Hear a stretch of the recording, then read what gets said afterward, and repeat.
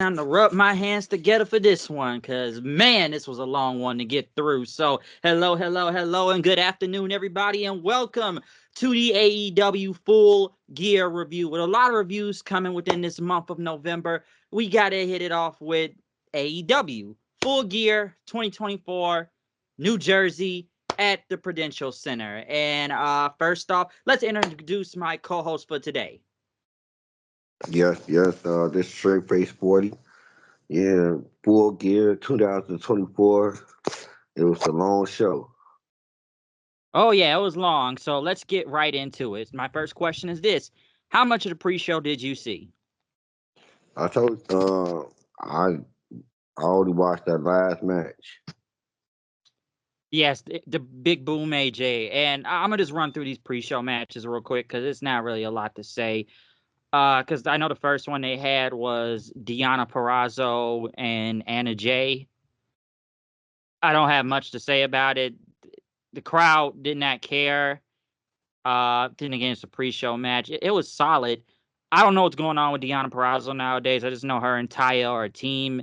And from the little vignettes I may have seen, it's like some mafia type of thing now. And I guess, I don't know if Deonna's like the godfather or the godmother now. I don't know.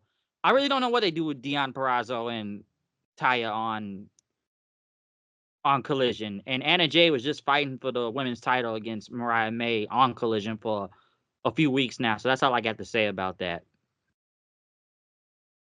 Um, So yeah, I didn't really know Deonna Purrazzo was still around. So they home is Collision most of the time. Every time I see something that about Deanna, it's always on Collision. All right, I guess they stay home. I guess you know. yeah, not much to say about it. The other pre-show match we had was Dante Martin, the Beast Muertos, Commander, and Buddy Matthews in a fatal four-way. Which I will say this: Buddy Matthews was very over in this match. He was very over. The crowd was with him, and they were actually happy that he won, and they popped for him. It's a random tag team match, just because, and yeah, you can say it was good action, but what does this really lead to? Buddy Murphy was over. That's all I can really say. He was over. Oh, I mean, hey, that's what's up. Where it ain't like it gonna move him anyway. He's still gonna be in the same position. Yeah, that's true. Cause I'm like, yeah, he's really good. They just don't do nothing with him. And I was like, well, shit, the crowd was really behind him on this pre-show, so you would think it may lead to something, but highly doubt it. So I doubt it. I know they talked to. Well, shit, I didn't know Athena had two titles now. I guess they were talking to some of the women in the back about ROH. So I guess she has two title belts now. One that spins. She's still the champion. I'll say that. The our Ring of Honor Women's Champion. Can't make it to Dynamite though. So I guess Right. not much to say They about making that. it dynamite.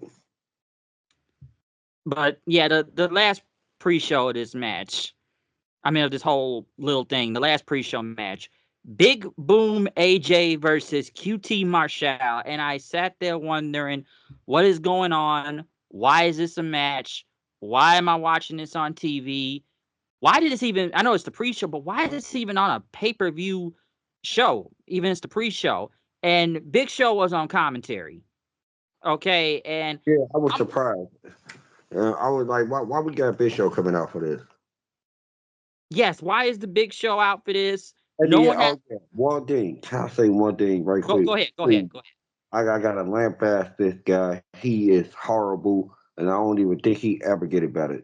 Get Daddy Magic off the damn commentary table. He not Not good. digging He him. was never good. He never ever was. For real. I'm sorry. It's just not good, bro. He sound bad. He don't even he most of the time he don't say you are there to give us the move.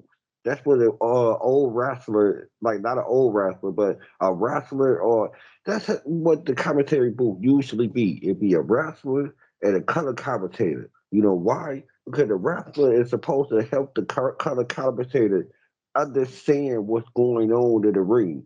He not going to know what's going on in the ring because he never wrestled. That's why he got Wade Barrett right sitting next to Michael Cole. Or you got Corey Graves sitting next to Michael Cole. Two ex wrestlers. You know what I'm saying? That can tell you, oh man, that's a German suplex, man. That's gonna hurt your neck right there. Woo, I felt that before. Daddy Magic don't give you that. What does he And give you? he gives you nonsense. He gives you just, oh my god, did you see that? Like, yes, we saw that, bro. Like, all of y'all can't go crazy about it. Tell us about it. What happened, Daddy? What happened? Nah, that nigga don't know what he can't really articulate what's going on in the ring. Why are you down then? It's like, I don't know, man. He's just not really good. But go on. I got you. But but like I said, it's so many questions to why is this match happening. I don't know why they had Big Show out there on commentary. And I'm looking at this Big Boom AJ guy, Big Justice, which I guess that's his son, and the Rizzler. Which this first off, these people are actually over in this match, so the crowd was actually with them. Because I'm like, who are these people? And when we went to All Out, we saw these people, and I remember, people were flocking to them, trying, I guess, get an autograph or be on TikTok or something, because that's what they're famous for. And I remember I had to ask somebody next to us, and I said, "Who are these people and why are they famous?" And they're called the Costco guys. I've never looked up their videos. I've never heard of them. And I guess they just go into Costco and just eat a lot of food or something. I tried to look up one or two videos, and I'm like, why are these people famous? And then I looked up, they were on Jimmy Fallon, and the Big Boom AJ guys promoting the match against QT Marshall. What got me was that, like, damn, you're not gonna say what show is called or what the company's name is. Like, yeah, come to the Prudential Center and watch me go against QT Marshall. On what show? What company? He never even mentioned AEW or the pay-per-view name. But I'm just looking at this like, who does this No, because benefit? here's Who the is this thing. for? It's for the New Jersey crowd. That's where he from. That's what the indie. That's why they were so over because that he was throughout the time that he was wrestling. He wrestled on the indie scene in New Jersey. Okay, because I'm literally just kind of wondering, like, I was surprised these people are actually over. Because, like I said, he wrestled like 20 years ago, like you said, on the indie scene, but people know him, so that's something. But I just literally sat there trying to wonder to myself and how they was explaining it. Why was this match even happening? And like I said, this guy, I guess he's got his whole family out there in this. But one thing you said to me is like, this dude was gassed. Okay, he was Oh yeah, he was stuck in gassed. wind. He was stuck in wind in the first 5 minutes, bro. And then, but no. I want one other thing I wanted to correct you on because that's how Daddy Magic kept on getting corrected by Big Show. Or my bad, this is AEW. His name is Paul White. The giant. But He's the no, giant. no, but no, seriously though. This is what he was saying though. This is what he was saying. It wasn't 20 years ago that he wrestled. He was been on the indie scene. It was 20 years ago that him and QT had beat because that's when QT was on the indie scene in New Jersey, and so they beat goes back 20 years ago. But he been wrestling on the indie scene in New Jersey ever since though. So that's why it was so surprising to me that he was sucking wind so quick because they was just saying that, oh man, and he on the indie scene, and I'm looking like, well, if he is, he already probably wrestled like what 2 3 times a year. Cause he don't look like he very much in shape to me. I don't know. I just call it how I see it. Yeah, he was big, but like you said, maybe not in ring shape. I know QT looked in better shape the last time I saw him. I think they say he was in a bodybuilding competition or something. But it's like, man, when is the last time you seen him on TV? Like, I heard he had a bigger position in the company nowadays, but I just had to literally sit there like, who is this really for? Because I'm like, okay, these people are big on TikTok. And I had to, like I said, I had to literally kind of look up really who they really were. Like, they just going to Costco and all this stuff. Like, what did you think about? I guess the big justice because he did a move too. He ended up doing a move. I know. He came in and did a spear and stuff like that. And I was like, that's how. I like that's. See, it was cool with me because here's the thing, and you don't have to like QT because I know. But at the same time, when they was just wrestling with each other, I called it a respectable match, but to me because it was like, all right, cool, these guys are just they just give it a little expedition with the hometown boy. Everybody, he's over, they over, they there for in front of the home crowd. That's how I felt. But here's the thing, though. Once Big Justin came in, I was like, all right, I just threw my hands up. I was done because he didn't need to come in. He could have probably tripped him up. You know what I'm saying? Grab him by the Yeah, leg or something. But do all that though, he ain't have to do all that, hit and a that's what whole spear. right, and that's what I do. I'm like, oh yeah, I'm done with this. Just end the match And already. cause I was like, what am I watching? Why are these people in the ring? This Rizzler kid, like, so like he just rubs his chin? Like that's his thing. He rubs his chin. Yeah, and He was over. yeah. I mean, they over. Here's the thing. And that's the reason why they got there. That's the reason why they got the position that they was had because they over. They probably got a lot of TikTok followers and something like that. And that's all I can say about it. I'm like, I just can't really, I don't know what else to really say about it. It was a fun little match for the crowd. If you wasn't a part of the crowd or you wasn't a part of, don't know who he is, then you will probably look at it how we would look at it, like who the hell are these guys and why do they got TV time on the pay per view?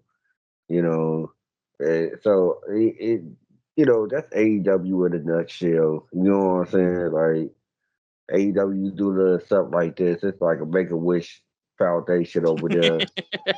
It really is. It feel like it, man. I swear. You got a huge following and you can't really make it to the big league. Come to AEW. We'll give you a match. You A lot of know, money. right? It's not going to be. It's not going to make a bit of sense. So it's like, yeah. eh, And, I- and let me what say you- this. One last thing. And I get with celebrities when they come in, I get you want to try to get recognition to bring to the company and all that. When celebrities come around and stuff.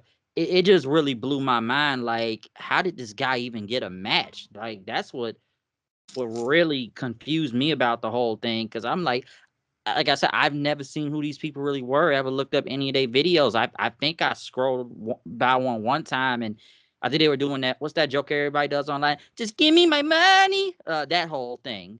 So Mm. I I, I like to, I'm just confused. Like, what am I watching here? What's going on? I see some people trying to compare with celebrities. Talking about, oh well, they brought in Logan Paul for WWE and all that. I'm like, that's kind of different. But then again, we question Logan Paul if he really brings in viewership or people really going over to watch him like that. This right here just felt random. It just felt random. Like, what is going on here? But like you said, everything you said, you correct on. They just doing just because it's whatever. People know who these people are in Jersey, and we gonna give you a match just because. And QT carried the whole thing, so it was what it was. The crowd was into it, so it's not much to say, but it's ridiculous. The double chocolate chip cookie, like these guys just talk about food. So I don't know. I don't know. It doesn't make a lick of sense. Yeah. Well, that's Tony Khan for you. He gonna make sure the first billionaire to go broke. He gonna make his father broke. Who, You know, Tony? like, man, what happened to all the money, Chad? You had a football team, you had a soccer team. You man, what happened, man? I gave my son a company, and he just did whatever with the money. Just bought wrestlers, did pay them. Let them sit home and gave them fat contracts. That's what happened. I swear, I don't know, man. I just joking around with. My goodness, that was just unnecessary last night. Real Oh talk, it yeah, was that that really unnecessary. that it was ridiculous. That's why when I saw Dynamite, and I'm literally wondering like, who is this and why does he have a match? I'm like, what did he do to get a match? Where's QT been? Like it's all just coming just because.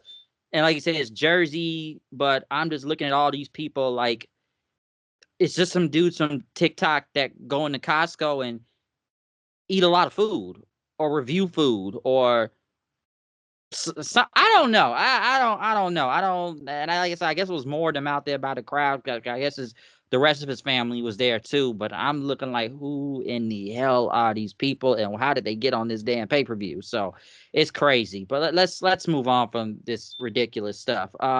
First match of the night to kick off the official pay-per-view.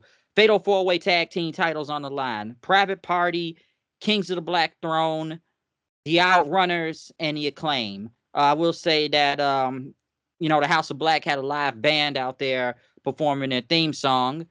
Private Party, who actually got their old theme song back, thank God, the one that goes like shots, shots, shots. Yeah, What we want. I actually like that song. That song's good, but those bottle girls could not dance. They probably should have hired some actual real ones because they were very real off key. right. And they was just, oh my god, they were just so there.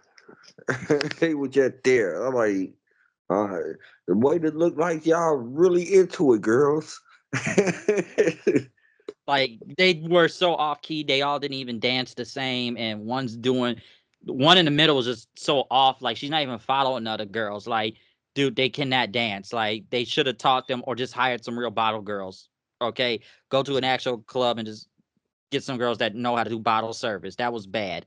And the Acclaim, the story about this whole match really was really the Acclaimed in all of this.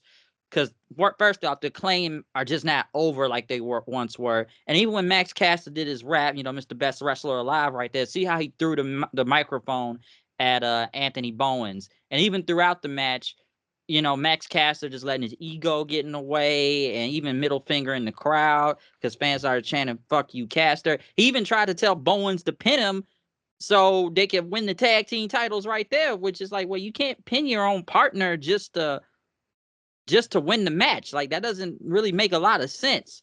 And the story going back because remember MVP and them tried to get the Acclaim to kind of come join them, but Max Caster was really kind of taking his time thinking about it. So I feel like the Acclaim are going to be breaking up real soon because we even just saw Bowens and Caster still arguing with each other. And it just ended up with Private Party end up in a finisher on the Max Caster to get the win. So literally just a fatal. It's just a tornado tag with a fatal 4-way. Given who the referee was in the match, what's the idiot's name? Rick Knox. It was going to go all over the place. But the biggest story out of this whole match was the Acclaim and their breakup possibly coming soon. Oh, I kind of saw that a little bit on Twitter. That Billy Gunn was trying to, try to talk some sense into him. I saw the dumbest thing ever too. They also want to try to pin the other. Then the referee actually counting. I'm like, are you serious? Like, man, dude, how do you do stuff like? Why would you do something like that? Why? Like, oh, I'm gonna pin my partner, and then the referee go actually count. Come on, man. Come on, seriously. Yeah, Yeah, yeah. that Me and was the Steven. dumbest thing ever, man. Yeah, Dumbest thing. me and Steven was really confused about that. So it's like, well, if he pins his partner, who's gonna pin his partner then to win the match? Like, it makes no sense. And then Right. like, why would the referee even count that? Like that's dumb as hell. So it And then, makes no sense. I didn't understand that. Yeah, so but yeah, the story out of all this was mostly the Acclaim are possibly gonna be breaking up. Private Party retains the tag team titles. Really no surprise there, given they just got the belts anyways. It's just we just barely kind of see them on TV. And I don't know. It's like they've been doing this thing to get these tag teams something on Collision where it was some type of tournament to make this a fatal 4-way. I will say the Outrunners are getting more over. I'll say that, especially with their gimmick being like a throwback from the 80s and all that. So it seems to be working for them. House of Black, um, who I like, but I don't even know where they're going sometimes. So yeah. Man, yeah, it's like the tag team division it's not really good across the board. To be honest with you, of both companies, especially this one. It's just across the board. I really don't think the tag team division is really thought of. Nobody really thinks of it. Thinks about it. It's kind of like an afterthought. And it shows that it's an afterthought. Fatal four way should let you know. Multiple man tag team matches let you know it's the afterthought. Just a lot of multi-man tag matches. Yeah. And like the only story we really saw from here was the Acclaim, bickering with each other and possibly going to break up soon. So like we'll see what happens, but that was literally the biggest thing I could really point out of that match. So yeah, Private Party retain. Who they go against next, I don't even know. So it is what it is for that. Next, MJF versus Roderick Strong. Since MJF has been off TV filming a movie and mostly everything with him has been a pre-tape and all that, especially into this feud, which doesn't make sense anymore. Listen, I'll say this. The match wasn't bad. I just don't care about this feud at this point because it makes no sense anymore. Some would say this looked like a damn TV match and wonder why it was even on pay-per-view. I'm not even really surprised that MJF won. I figured that was going to happen anyways. And, Roddy's just trying to hit all these end of heartaches onto MJF until MJF, countered into a brain buster and then hit him with the salt of the earth, armbar submission for a quick tap out then.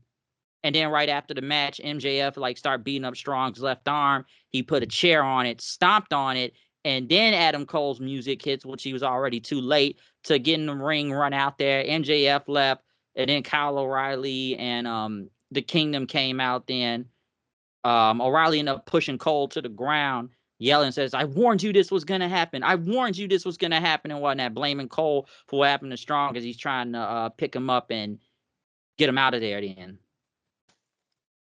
Yeah, the match good, no doubt about it. It's Roderick Strong, MJF. It will be good regardless. But here's the thing: I didn't care for it.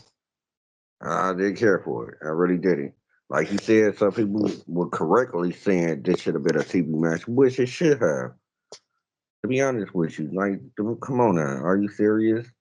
Why this wasn't a TV match? So that's one. Two, the whole Adam Cole thing, and why you ain't come out there before the chair? Like he set it up the whole chair. Why you ain't come out there before? Like, come on now, man. I ain't know what was going on with that whole situation. So I didn't. That's two and three. Why did you all here just put the undisputed kingdom together? Well, what's the whole point of this whole song and dance? Oh, is he gonna be? Is he gonna make? I mean, is he gonna team up with Adam Cole? Why he mad at Adam Cole? Oh, come on now, man. It's the whole song and dance. Let's just put them together already. Yeah, because it's obviously gonna lead to the Undisputed Era kind of getting back together. I'm assuming the Kingdom are now gonna blame Cole for what happened to Strong, but it's like as soon as Strong's arm got hit, that's when Cole's music getting up hitting. So it's like, dude, you're already too late, and everybody else come out there now. Riley's blaming Cole. Like, I warned you this was gonna happen. I warned you. Like this story doesn't even make sense anymore. It is gone all over the place at this point. I don't know why we just couldn't get MJF and Cole right here, which I guess they're gonna have to wait till the next pay-per-view, or maybe it's gonna be Kyle O'Reilly and MJF, where MJF just hurts all his friends until Cole's the last one standing, and Cole's got to be like the conquering hero, I guess, to finally get his hands on MJF. Like the story is just gone all over the place. But yeah, it was a good match, but it didn't really need to be on pay-per-view. It's just kind of hard to care given all the topsy-turvy stuff we've seen out of this whole thing. So I guess the Kingdom are going to blame Cole next. So, yeah. I just Yeah, let Roddy get hurt. yeah. I'm not feeling this storyline. I'm really not. Yeah, this story, I don't even know where it's going to go next. And like I said, MJF has finally come back after been filming a movie for so long. Everything we've seen out of him is pre-taped. So I guess he'll be back on TV now. And then again, he kind of had the hometown advantage anyway. He's from Jersey. Well, he's from Long Island. I'm sorry, Long Island, New York. Why did I say Jersey for? Wrong city. But yeah, yeah, I don't know where this is gonna go next. So maybe it will be Cole, but I feel like it's gonna be Kyle versus MJF next. So we'll see. But I can't, like I said, I can't say I care too much about this match at the same time. Next, TBS title on the line: Mercedes Moné versus Chris Statlander. I will say this: this is probably one of the best matches of the night, and I will say this is probably the best match Mercedes has had in AEW. As bad as this feud has been and cringeworthy as segments are and bad the promos are, and especially the booking of Camille to be a bumbling idiot that she wasn't even involved in this match, I will say the best thing out of this whole feud was the match itself. I enjoyed this. Listen, when it comes to Mercedes, Sasha, we know she's a great wrestler. Everything else we've seen in AEW has just been god awful and trash, okay? So I enjoyed this match, though. I thought it was great. The fans were really into it. It took a minute to get there, but it was really good. Did I really think Statlander was going to win? To a point, yes, but given how they've been doing this whole story, I figured Statlander was not going to win this match. So, like I said, out of all the bad stuff in this feud, I thought this was a great match. I really did. So I definitely enjoyed it and whatnot. But yeah, probably the best Mercedes Moné match in AEW since. Well, yeah, I definitely agree. I just thought that it should never took. I mean, it should never went this long, man. It's like It all these, went long. yeah, all these matches be going on for what? Like all these kick out of devastating moves. Man. I'm like, my goodness, man. Somebody just pin somebody and just get it over with. Right, but it was a good match. I'm not really. I'm not shitting on the match or anything. It was just too long. Just way too long. It's like, there were so many kickouts. And then what I come out of thinking is, oh, well, Mercedes don't need a bodyguard if she can handle the same woman who been beating up her bodyguard the whole time. So she beat the person one on one. She didn't need no help. So why she Clean. why she need this bodyguard for? What's the point of Camille being there? It just it made no sense. It doesn't, because like I said, she did it on her own and she won clean. Hey, I will say one thing too, because me and my friend, we were watching this show, like, in the car and everything, and I just remember, like, he was saying, like, man, it should have been over. Like, Statlander did an F5. It should have been over after that.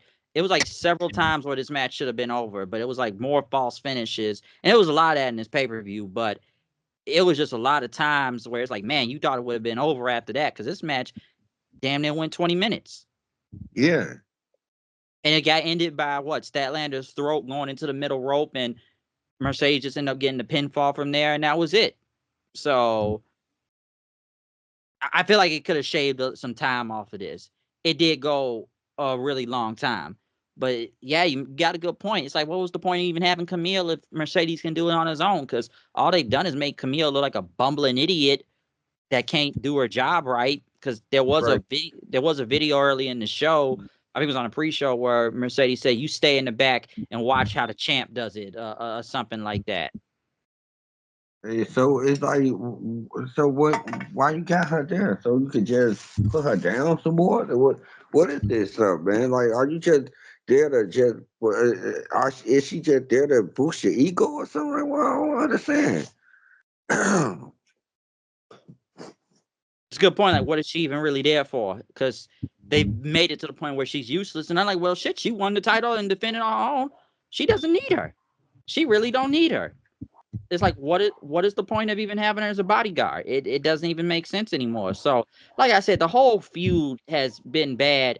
Just looking at this whole story, and listen, I don't know. You could either probably blame it on Tony, or mostly you could say blame it on Mercedes and her personal writer. Well, hey, that's where creative control can get you. So once again, it doesn't work for me, brother, or in this case, it doesn't work for me, sister. So either way, that's how it goes. But Yeah, it's like, what is the point of having Camille here? What is the point? So great match, not taken away from that, but the whole story been trash. The whole Yeah, feud was trash. yeah, This was the best thing. The match was the best thing. I definitely agree. So yeah, that's all I can really take from this here. But I enjoyed the match though. Now the next match after this, which damn near went another 20 minutes, Hangman Page versus Jay White. And even did not know where I'm not gonna lie, Loki zoned out kind of half throughout this match and I'll wait till later on. And I'm looking at this match and this feud. Now, let me ask this question, because they kept trying to play into both their injuries and stuff. And Jay White ended up getting the Blade Runner. And once again, beat Hangman Page clean. Remember the last pay-per-view, Wrestle Dream, right? Didn't Jay White run there? So he's got 2 over Hangman now, right? Or was there another match in between this on Dynamite? Or am I Um, tripping? they had something.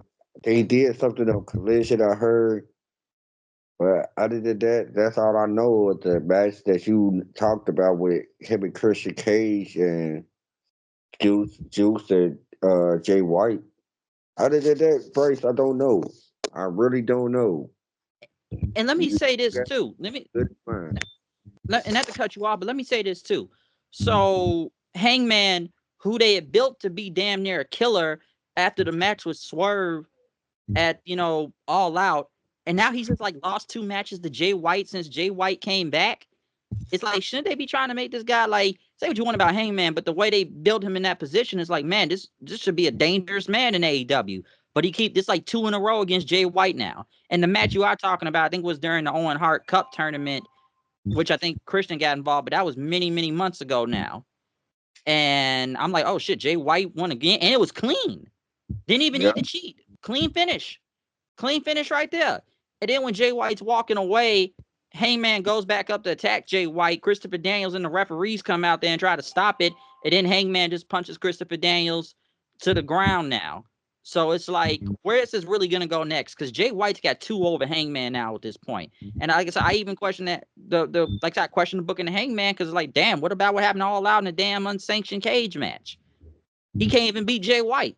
Two clean wins in a row. One in Wrestle Dream, one at Full Gear. I'm just saying, think about that. I know, I understand. But here's the thing. Here's the thing, right?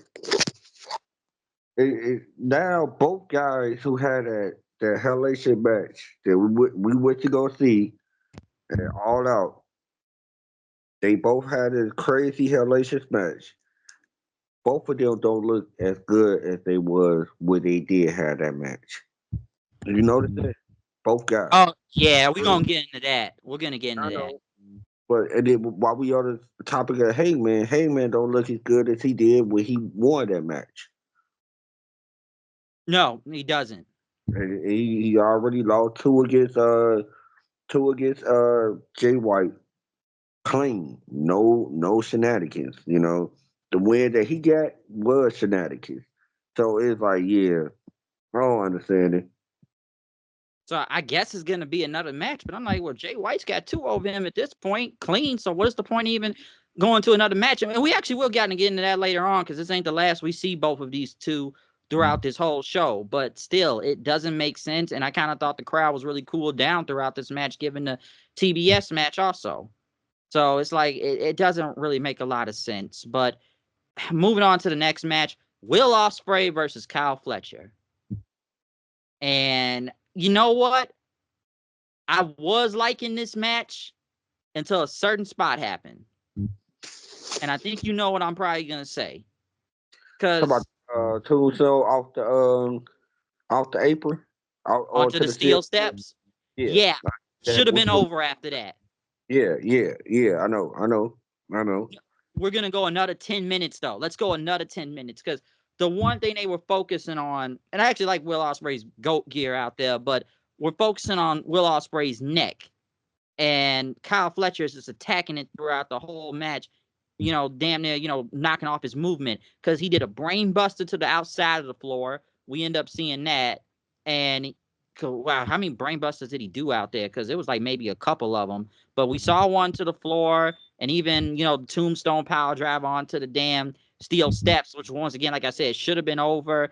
And once again, me and my friend is watching this, and he said it's a lot of counters in this match because we know how they go from the hidden blade, then trying to go for a Spanish fly, and then maybe like the power bomb, and we see how that all that countered until like the whole sequence of moves until they both hit the ground. And then, Ospreay, he ended up hitting like a Styles Clash out there, which the crowd popped for, and then trying to go back for the hidden blade again. And, he still couldn't get it. But I was just kind of like, and this is the word Steven said, egregious kickouts, because there are just times throughout this match and this show where it's like, come on now, why is this dude still like, how are you kicking out after a tombstone power driver, a jumping tombstone power driver onto the steel steps? And it goes on for another 10 minutes. And then Yeah, the match actually ends with a brain buster on the actual on the top of the turn, on the middle, was it top turnbuckle, middle, whatever, the turnbuckle, and that's when it was actually over then. So Kyle Fletcher did go over Will Ospreay here. And I feel like this is going to happen. Will's trying to help out his, friend and everything by trying to, because they're trying something with Kyle Fletcher. They yeah, really are. They are really trying something with him. And, I still think he looks like Randy Orton 05 out there. But they are trying something. And I know they're probably going to play in this because, man, after doing a tombstone on the steel steps, that ought to be an injury angle right there. Like, you just killed this man's neck and focused on it right, throughout most of the entire match. right. Especially where the story was that you couldn't hold your son's hand because he grabbed your hand because he did a tiger driver on you. So what jumping off the top? I mean, off the apron onto steel steps would do to you? It should have been the stretchers coming out. Yeah, I'm surprised he wasn't carried out of this whole thing on a stretcher because I think they had Mark Davis come out and check him. But Yeah, it's like, man, after all that damage to the neck he was going on and all those brain busters, I'm like, he should have been carried out on a stretcher. Like, you yeah, just destroyed this man's neck. And once again, a clean finish too. A lot of clean finishes, not a lot of shenanigans throughout a lot of this show, but a clean pinfall. Let's not forget that. No, not much of a Don Callis involvement. No screwdrivers getting involved. Straight up clean. yeah.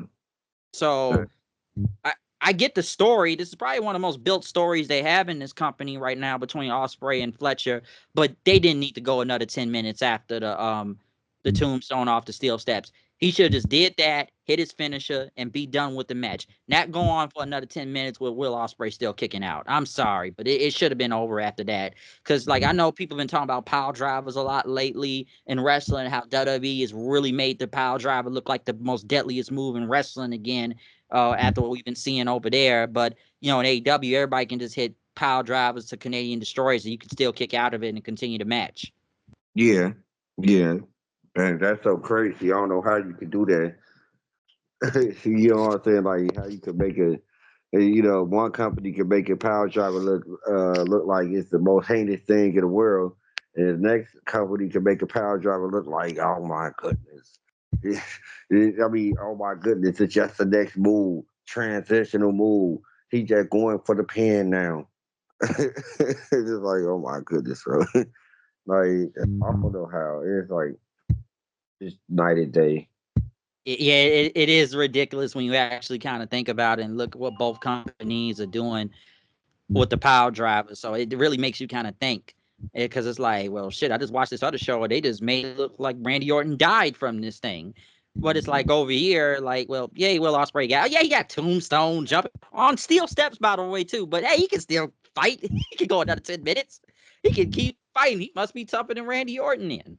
So it makes you wonder. But yeah, like I said, I get the story. I get what they're doing. So they really are trying to do something with Kyle Fletcher, but that was the biggest thing I didn't like about that match.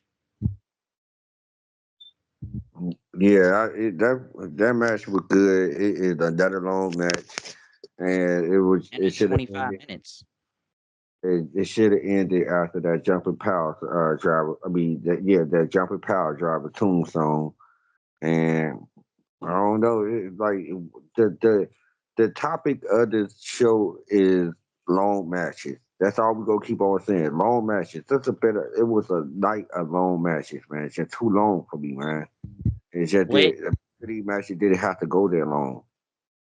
way too long because this was like 25 minutes for this match, and we're gonna get to more time matches in a second. But let's move on to the next thing now, which was a champagne celebration for Mariah May and Mina Shirakawa, which makes me wonder, like, man, how come the women's title can't even get a match on the pay-per-view, but the TBS can? But we're doing a segment on here that they could have done on Dynamite. And I'm just looking at this champagne celebration because Mina comes out and introduces her and saying she's the love of her life and all that. And Mariah May comes out and hugs her and says, "No woman can touch me." And Mina's like, "Long may she reign." And they both drink some champagne and they both start doing the dance moves then. And Mariah May picks up a bottle, swings it at Mina. Mina ducked and saw it coming. And then she kicked the bottle, which shattered then. And then Mariah spit in Mina's face with the champagne. And then Mina got mad and then speared her off the stage. And then like Mina was bleeding, blood was coming from her mouth, and then she started biting Mariah May's forehead, and blood just started spreading all everywhere. Then, so that was the segment. I was Um, expecting Tony Storm to return. do you see the part where they feel if they missed the table they were supposed to go through. They ain't missed it all the way. They went through it, but they hit another part before they hit that table. I think Mariah May lower back hit another part before they hit that table, and it looked it hard. It Oh like, yeah, oh boy, that's bad. Before they hit that table they were supposed to go through, she hit something hard on her lower back. I cringed as soon as I saw. I like, ooh. But they follow through it. But here's the thing. Here's the thing. Now, once again, a person who who we rarely see, now she gets a title shot. Are we serious? We can't be serious.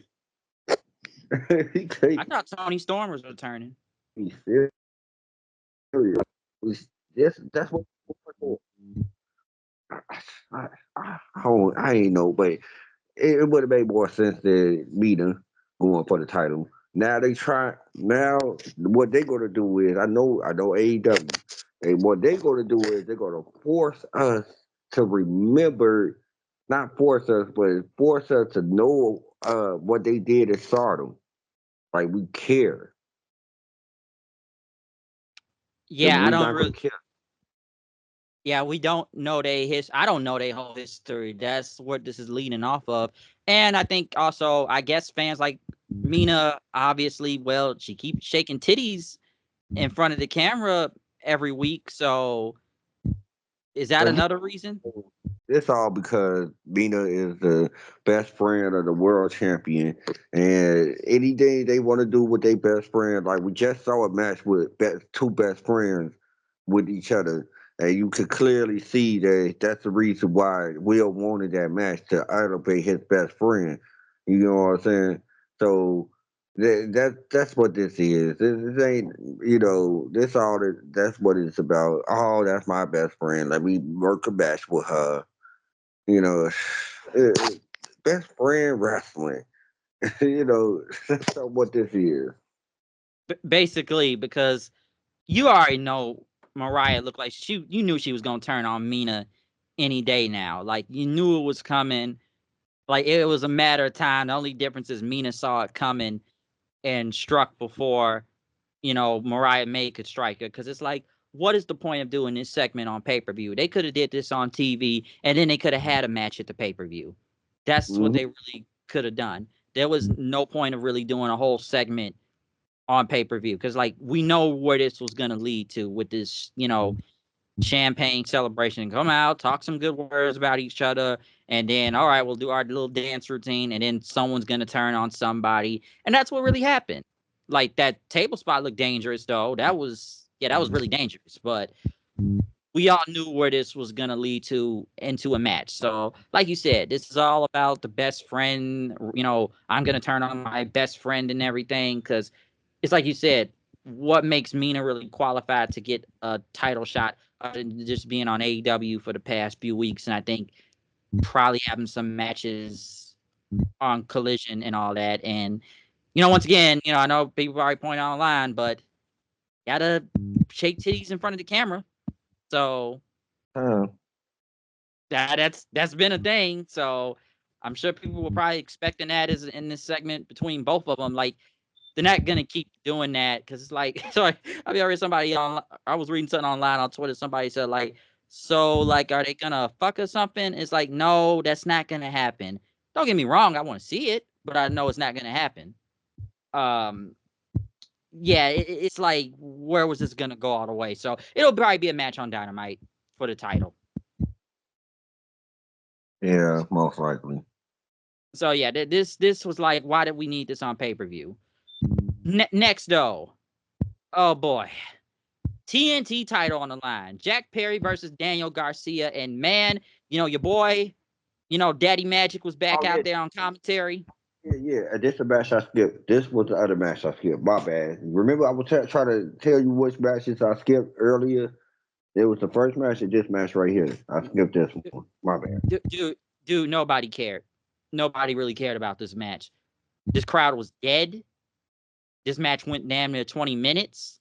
Even I know Steven told me he wasn't really paying much attention to this.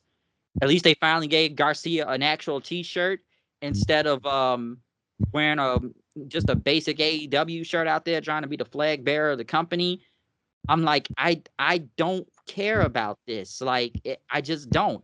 And the thing is, you got, if you've seen how this feud has gone with, people putting each other on top of trucks now and, doing interrogations in some warehouse somewhere with both of them. And then it got to the point, like I said, what? Jack Perry's out there acting like he's fucking Raven and stuff, putting his arms up in front of Garcia. And then Garcia gives him a pile driver, puts him in a sharpshooter, and then just wrenches him back, wrenching the legs back even more, pulling back, which Daniel Garcia is now the new TNT champion. But it's like, dude, nobody cared. Like, the way they've done Garcia, it's like, how many people really believe in Garcia like that, even, since they re-signed him, and I guess they're trying to make him into something. Jack Perry, I just don't care. I do not care. I don't know what they're trying to do, thinking like he's Raven out there or some type of Kevin Sullivan variant, but it ain't it. And the crowd didn't care about this. The crowd was very quiet for this match. But I guess they popped for the finish. So yeah, Garcia is the new TNT champion now. Congratulations. I kind of figured that was going to happen because they gave him their contract. And it's like, they trying something with him. They really think that he going to be some type of asset to them, that some type of, some type of investment that they got in him. I don't know what it is, so, to be honest with you, Bryce, but it's just they see something in him that I don't. And that's why I skipped this match, because I didn't really see anything that I should watch in this match. Yeah, it's like, why really should I was like kind of zoned out into this anyways, but it's like I haven't really cared about this feud. Like I said, Garcia, they want to make him into something, but it's like, even a lot of people told me, even Steven, I remember Steven saying this too. Like you just said, when he signed that new contract, they say he got to win the TNT title. They got to give him something. So they're trying to make him important. Like they really are. Like he's like one of the biggest. Like, he's fighting for the company. Like, he's tired of all the entitlement and all that. He's trying to save AEW. So I don't know. Like, the crowd was dead. I know you didn't see it, but it's like Garcia won. That's kind of it. But I didn't really care. And like I said, Jack Perry, I really don't care. So at least they got the belt off him. So yeah. Next, Konosuke Takeshita versus Ricochet for the AEW International Championship. Did you see this? Yeah, I saw it. Yeah. Yeah, I just didn't want to miss another, keep on missing matches. So I just forced myself to watch the rest of the way. Um, I didn't think this was bad. I like Takeshita. Put some pretty good knee strikes out there. Well, I will say this: the finish was kind of flat. I thought it was a flat finish, and once again, I don't think the crowd was into this match at all, and I don't think people really bought into Ricochet even winning the international title in general. I don't know. It's like it happened. The match happened, but when you see so many I'm near falls throughout the whole night, I don't know. The crowd just wasn't into it. Like it happened. They kind of had a couple chants out there. Like it wasn't bad. Some say at least Ricochet was actually selling out there. But yeah, Takeshita won. What was like that broken arrow move from the middle rope and got the win and won clean. So another clean finish. I just feel like here's the thing. I forgot the match was even on the card. I forgot all about the match. They barely built to it. You know, it got to the point that Takesha was in a match with Adam Cole a couple of weeks ago. And and Ricochet didn't even show up until after the match. And only thing he did was just to pick up the title. So I like, yeah, this match was just there. Ricochet, we knew Ricochet was to go to win. It's just, I don't know. It is what it is, like it is what it is. That's all I can take from this. Like Takeshita won, you knew he was gonna win, but it's like there was no building to this match. It was kind of whatever. Like it happened, and it happened. It Yeah, went 20 minutes. yeah, that's how I felt about it. Like it went 20 minutes. Another long match. Ricochet did his flippy dippy things. And, Takesha looked like a beast out there. He very good. He got a future if people know how to book it right. And but I don't. It was just there. Yeah, agreed. It was there, and dude, looking at Ricochet is just kind of like I think I called this a while ago. It's just like with him in WWE. Like, are people really caring about Ricochet like that, even in AEW? Because I don't with know. him in AEW, it's only just been him on his Twitter rants in recent times, and promo still ain't good. We already know that. So it is what it is. So yeah, it's not much to say from here. Now next, this is what woke the crowd up. Some would say this felt like the real main event of this show. First off, Jim Ross was back on commentary for the rest of the show from here, but Swerve Strickland versus Bobby Lashley. Can I tell you this one thing before you go? They treated it like it was the main event. Real talk. They brought out JR. They treated it like it was the main event, and you could tell what match they were more invested in. You could tell what match the company is invested in, and you could tell what match that Moxley. We didn't get to him, but we could tell what match Moxley just invested in. The company ain't really invested in that, so they letting him do what he want to do with that. I know you heard that storyline is strictly his. He books that storyline. He don't Tony Khan just get him the green light, but he books that storyline. But we'll get that to when we'll get that. But this match Oh yeah, was the real main event. because even I feel like even MVP and Lashley have some type of control where they even booking this on their own too in this. But I love this. This was great. This woke the crowd up. Like, you got Swerve out there and, Lashley, that theme song, man, we hurt people. We hurt people. and even the crowd started chanting it. The crowd started chanting, we hurt people. Like that's how great they kind of got it going. Like this Lashley and Swerve stuff is getting over right now. Yeah, man, I knew it was. Yeah, I knew it was, and like it one of those situations that it was going to get over. Oh yeah, it was gonna get over. It definitely was gonna get over.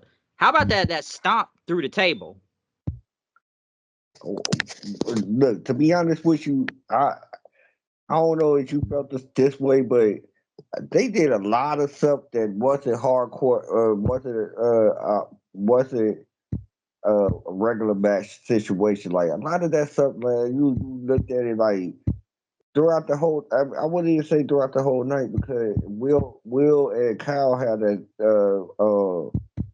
little situation going on too with the sealed steps. It's like they did a lot of stuff that was like it would be seen as hardcore or part of a hardcore match, a extreme rules type of thing. They get away with it. Like I don't understand it, but yeah, that was crazy. That was crazy.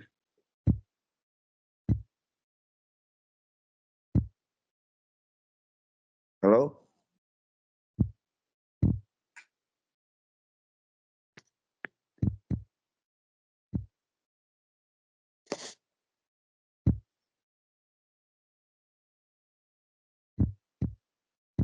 Nah, I get your point though. Sorry, I dropped something, but nah, it was great in the end because like the stomp through the table and what else? Like what was it? What was it Lashley did? Because it was one thing where like he slammed him on the ring apron like a power slam, and then he speared him through the barricade.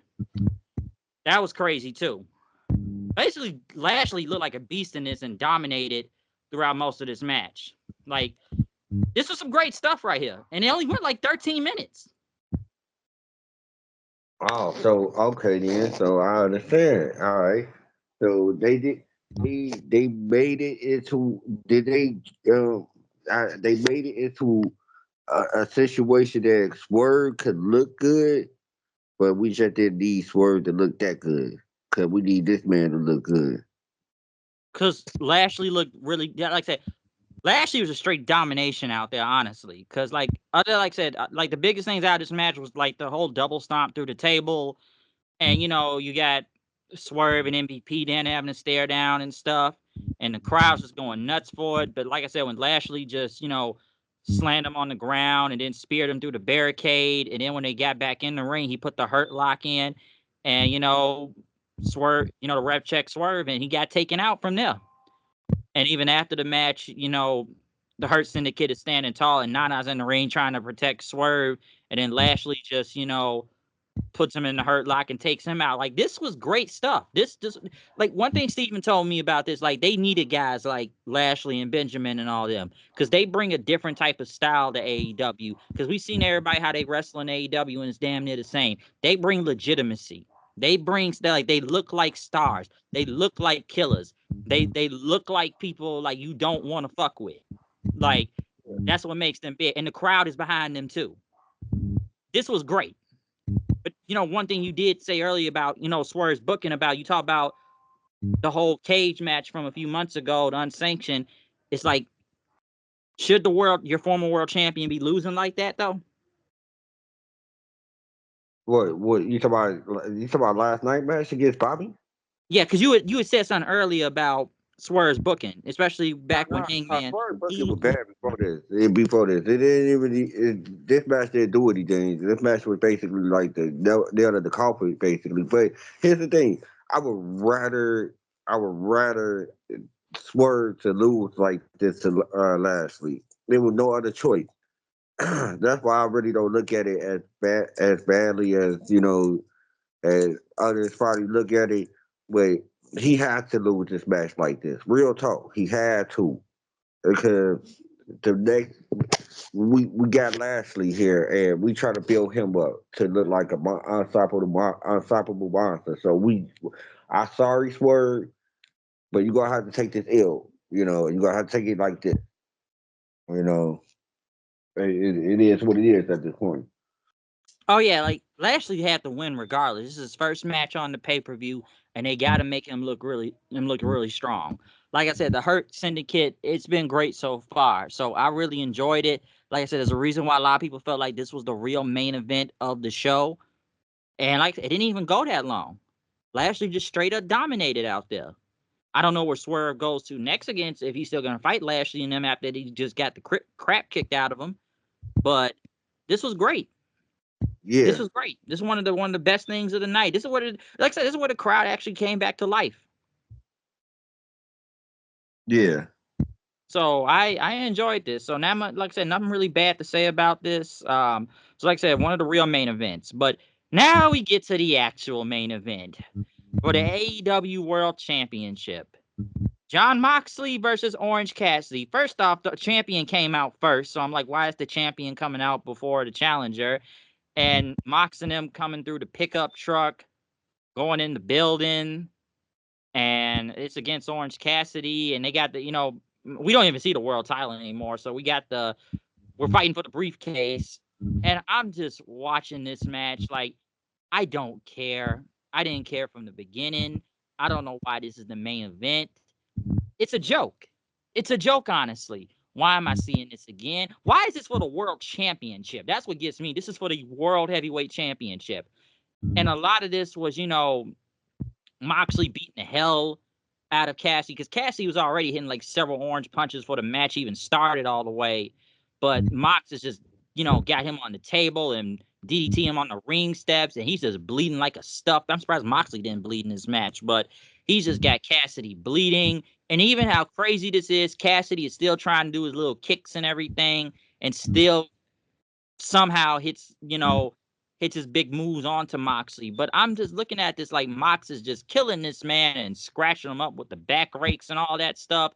And it's just like, why? Why am I watching this? And then, of course, Pac and Claudio come out, which Jim Ross was the smartest man on commentary out here, saying, like, how come the referee just doesn't throw these guys out if he know they're going to do something already? Jim Ross was probably the smartest man out there on commentary for saying that. I'm like, he's right.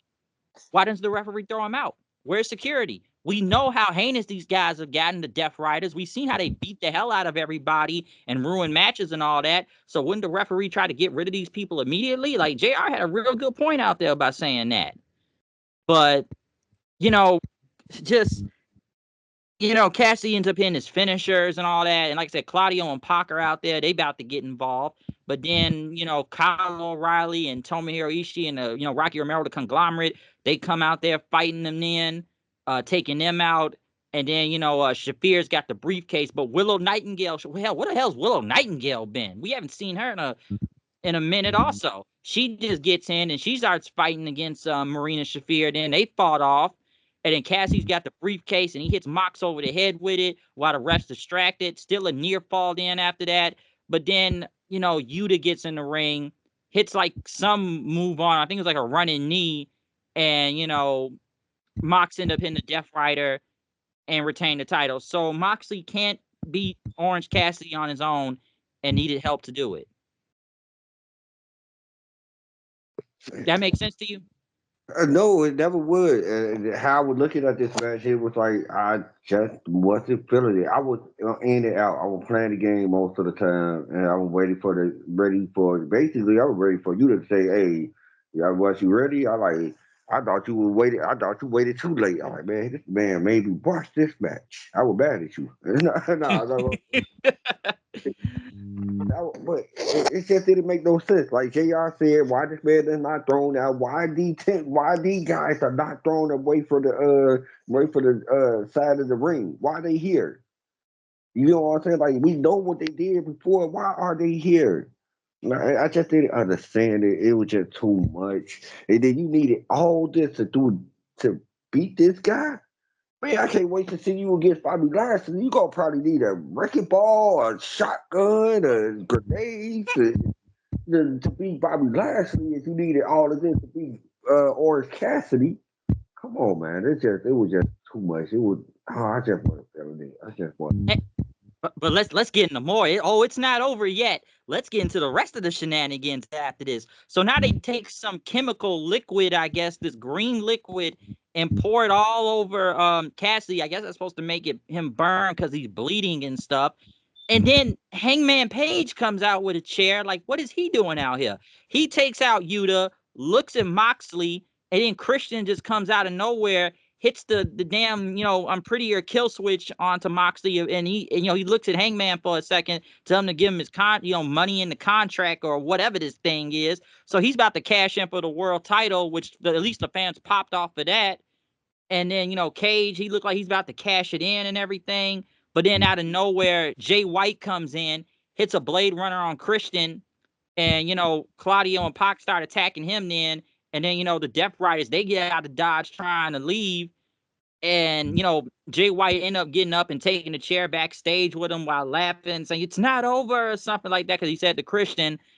And then they show the Death Riders going to their truck, which another car crashes into it. Then that's all like a painted up black car, and then like Pac and them just end up carjacking somebody and stole some keys and got into another car and they drove off. And then Darby Allin, who's bleeding from his head, just says like, "Where the fuck are you going? Let's end this shit right now!" With a skateboard, getting on top of the hood and just hitting the car. And I'm looking at like, what is going on here? Like, this is like some WCW 2000 like booking. I'd imagine Vince Russo booking this. It's like it was just so much going on at the end. Like, what in the hell am I watching at the end of this thing? It's just too much stuff going on. They just Car wanted you. They wanted you to feel the danger that these guys could bring. And man, this show is chaotic. Oh my God, we need to take the world title away from Moxley. Oh my goodness, it was just like my head was spinning. My head was spinning. I was done with this show, and I think the crowd was done with this show at least by I think after Kyle and Will, then they picked back up once they saw Bobby Lashley. Other than that, man, they was already left. Their mind already left the building after Kyle and Fletcher. Kyle and Will.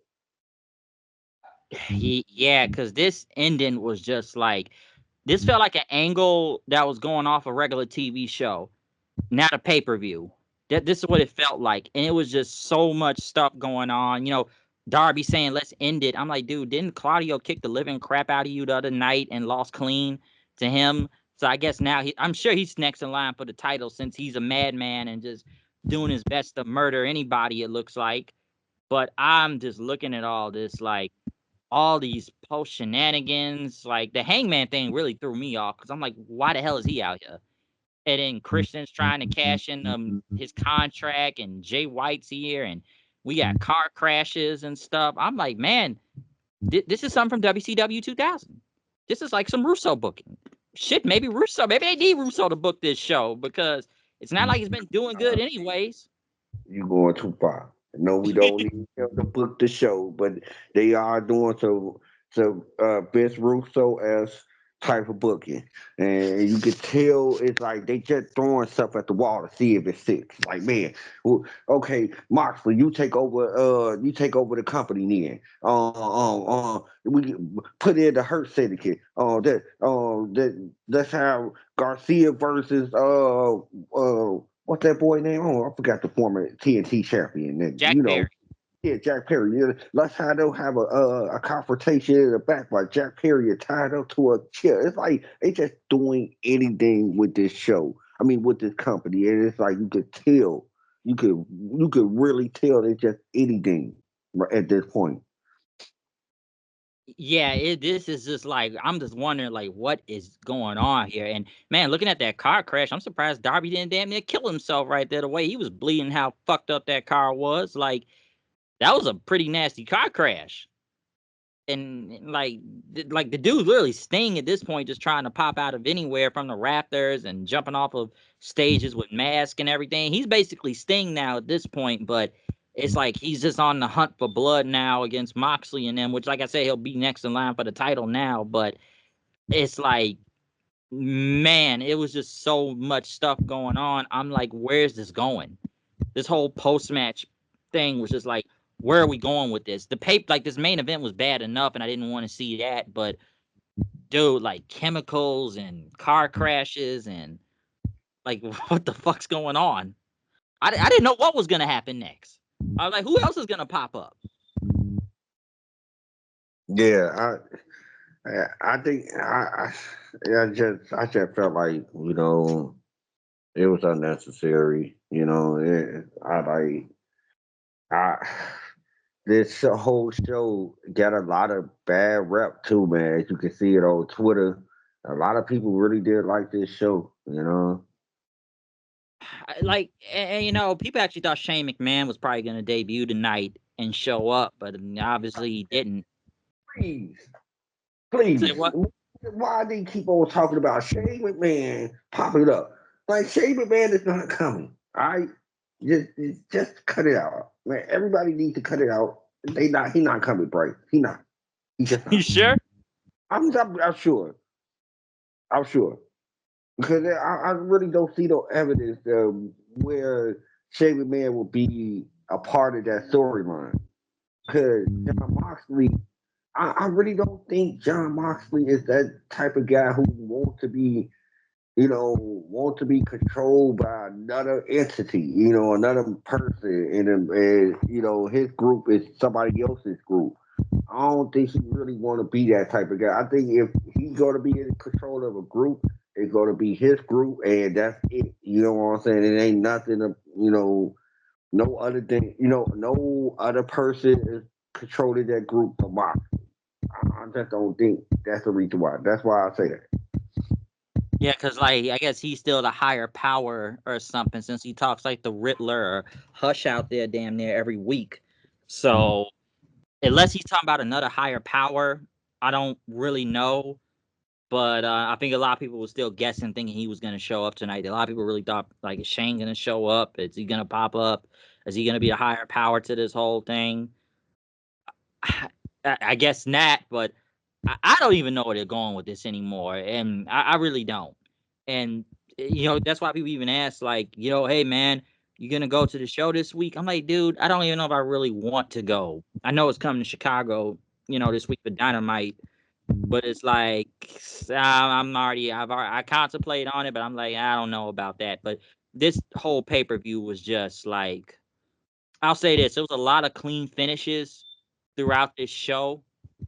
I'll say that, with a lot of long matches, but you can tell where it peaked and where the crowd fell off and where they kind of got back up again. And then in the end, they're just all confused of what the hell is going on around here and how ridiculous it was getting. Yeah, yeah. It's not a typical AEW type of thing. It's just it was too long, and I really don't know what how they gonna continue this. They got the Continental Classic coming in on Wednesday. And like you said, I don't think I really want to go to this show, but if it's free, I'll go. Dude, unless the tickets are like damn near 10, hell, maybe even 20, I may just go for the fuck of it. Just because. Yeah, just because I haven't been to the Thanksgiving episode since Punk was there. Since he was there. At least that was worth it. So I don't know. And when it comes to, like I said, these AEW pay-per-views already go long as it is. Like, come on, it didn't damn near go up till what, 11 p.m., but it felt longer than that. It felt like a marathon out there. And I always say this between both WWE and AEW. Like, I know people say, oh, WWE's only got what, 5 matches. It's not enough. It's too short. And they just try to stretch time out on it. And AEW's got like what, 14 matches, and it goes way too long. I will always say this. I still think between both companies, or any company, I still think the even number is 7. I'm still gonna go with that. I don't care. Like, that's why people get me, oh well, we can just stick with the 5 match format. I'm like, nah, I'd rather have it like 7. I still agree with that. Okay, like I know Triple H think this is fucking NXT half the time, but I'd rather go with 7 matches. Same with AEW. AEW just goes on way too long sometimes, and it be for matches that you don't even care about after a while. So I'm always gonna stand on that hill and go with 7 matches, and I say that about any wrestling company. Yeah. I, I don't know what to say about it. I'm like, what what to give the show? What? Dude, I don't even know. Um, I see Midas. Real talk. I don't want to give it a D because there was a couple of good matches. It's a C minus. yeah, I'm in that range. Yeah, maybe a minus. Yeah, probably C minus more than a C. That main event was just like, I didn't already care about the main event, but just given how it went and just all the crazy stuff right after, wondering like what the hell is going on, and just getting through a lot of filler matches where you don't even kind of care about until Lashley and them came on. That's when I cared again. That's when I really cared again with Lashley now. But you got a point after the Kyle and Ospreay match. That's where it's really falling off, despite the whole tombstone on the steps thing. That's where it fell off, because the crowd was mostly hot throughout throughout the whole night, most of it. But you can tell where they started to die off and not care after a while in a lot of matches. So it was like, yeah, I gotta say, I'm in that C minus to C range. Yeah. So that's how I look at it. But yeah, it's just I don't know, it's just ridiculous stuff. And it's one thing Steven told me yesterday. Gonna be a lot of terrible build on this show, but great matches. Yeah. Yeah. Yeah. That's what it was. Like, the build sucks to a lot of these matches, but I will admit there were a few. Like I said about the Mercedes Chris Statlander match. God awful feud, but it was a great match though. I'm not gonna deny that. So like that was like throughout the whole night. And it was just a lot of long, the keyword you said, long wrestling matches. Very long wrestling matches that just didn't need to go on as long as it needed to. So I don't know. Like I say, that's why I always say it's a difference when it comes to both the between AEW and WWE when they do pay-per-views and stuff. So I know it's different formats, but like I said, I'm still going with the 7, and you kind of just see how things go. But yeah, that's all I really got to say about AEW Full Gear. This was a rough one. This was another marathon of a show. So hopefully next week when we get the War Games, which I'm sure will be long due to the War Games matches itself, but this won't go damn near a 7-8 hour. Well, maybe it wasn't a 7-hour show. I don't know what. God, if you count the pre-show, let's see. If I say from 5:30 all the way to 11 p.m., how long is that? Was that 5 hours? That's 5.5 hours. Yeah, especially if you sat through the pre-show. If you Yeah. sat through that, Yeah. That's most definitely 5.5. because the actual show didn't start till 7 o'clock, and then that damn near went on to like 11 p.m. So, like I said, it's long when it comes to AEW pay-per-view. That's why I feel like I gotta get something to drink to kind of keep me up throughout to stay energized almost, so I don't doze off. Because I didn't doze off, but I was kind of zoning out looking at my phone throughout a couple of these matches though. So that's how I look at it. But hey, next week is War Games, so we'll see how that goes. Yep. But yeah, other than that, we are done. We're out of here. We hope you enjoyed this review. Or hey, if you enjoyed this pay-per-view, leave a comment, subscribe, hit the like button. So yeah, anything you want to say before we get up out of here? Plug anything? Just follow me on Twitter, straightface40. That's about it, man. All right then. So other than that, we out. We'll see you next week for War Games, and peace.